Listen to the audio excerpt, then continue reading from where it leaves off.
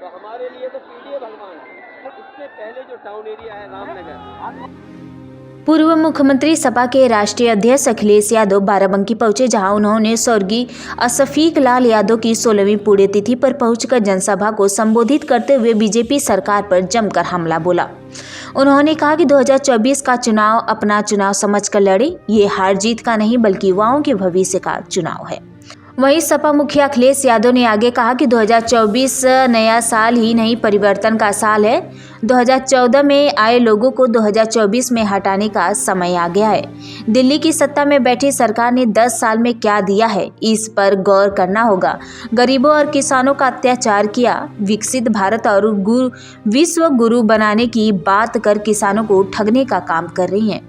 देश तभी विकसित होगा जब किसानों को फसल का उचित मूल्य मिलेगा। 2024 का चुनाव केवल हार जीत का ही नहीं बल्कि युवा पीढ़ी के भविष्य का भी चुनाव है, इसीलिए इसे अपना चुनाव समझकर लड़ें। अखिलेश यादव ने मंगलवार को बाराबंकी में एक रैली को संबोधित कर रहे थे। उन्होंने कहा कि 10 साल में 1 लाख किसानों ने आत्महत्या की। देश और प्रदेश के नेतृत्व झूठ बोल रहे हैं। हैदरगढ़ के किसान ने न्याय न मिलने पर आत्मदाह कर लिया। मेरठ में जमीन को लेकर न्याय मांगने गए किसान ने आत्महत्या किया। किसानों के आत्मदाह और थाने में मरने की खबरें यूपी में सबसे ज्यादा है। अच्छी डिग्री लेने के बाद भी युवाओं के हाथ रोजगार नहीं है। बड़ी संख्या में ये बेरोजगार बैठे हैं। उद्योग लगाने का सपना भी दिखाया पर पूरा नहीं हुआ। 40 लाख करोड़ निवेश का दावा किया लेकिन अब तक कोई उद्योग नहीं लगा।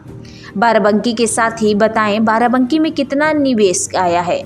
फौजी की भर्ती की तैयारी करने वाले युवाओं के लिए आधी अधूरी अग्निवीर वाली नौकरी शुरू कर दी गई। ये साजिश पिछड़े और दलितों के साथ ही की गई है ताकि गरीब और किसानों के बेटे फौज न बन पाए और न ही फौज में भर्ती हो पाए।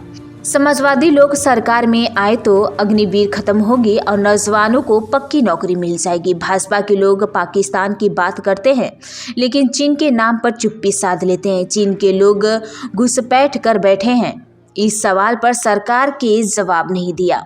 वहीं अखिलेश यादव ने आगे कहा कि भाजपा के लोग अपने लोगों का मुनाफा करवाने के लिए आम जनता पर महंगाई का बोझ डालें। कुछ दिन पहले योग देखा गया था कि योगी योग नहीं कर पा रहे हैं। ऐसे लोगों से सावधान रहना जरूरी है। दिल्ली में लखनऊ को जोड़ने वाली हाईवे ऐतिहासिक हाईवे है। भाजपा सरकार सड़कों के नाम पर भ्रष्टाचार कर रही है। पूर्वांचल एक्सप्रेसवे के निर्माण में गुणवत्ता का ध्यान नहीं रखा गया। गोरखपुर में 90 किमी की सड़क 6000 करोड़ में बन रही है लेकिन आज तक पूरी नहीं हो पाई।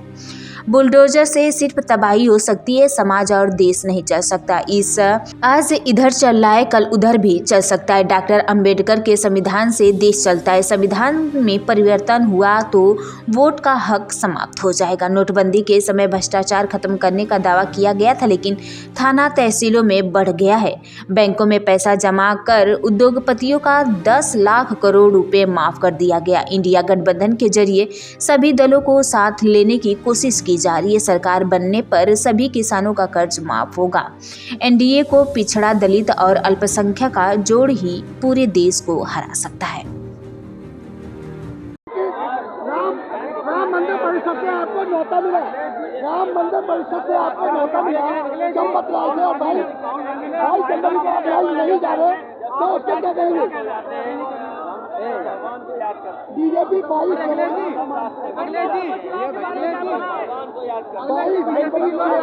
आप पर आरोप लगाया जा रहा है। आपने जवाब भी दिया पत्रकार।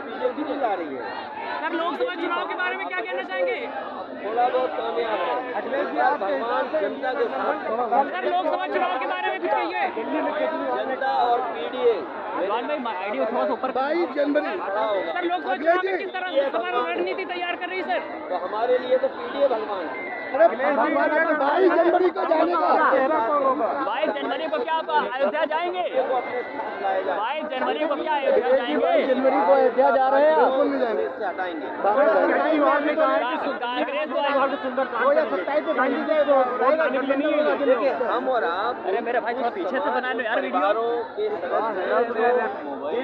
दिन पूजा पाठ करेंगे।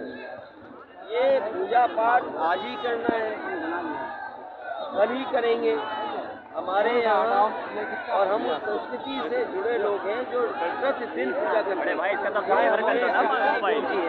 9 दिन व्रत रखते हैं। लोकसभा की 80 सीट है। लोकसभा की 80 सीटों पर समाजवादी पार्टी कितनों पर चुनाव लड़ेगी? ये बात नहीं हटा सकता है यार।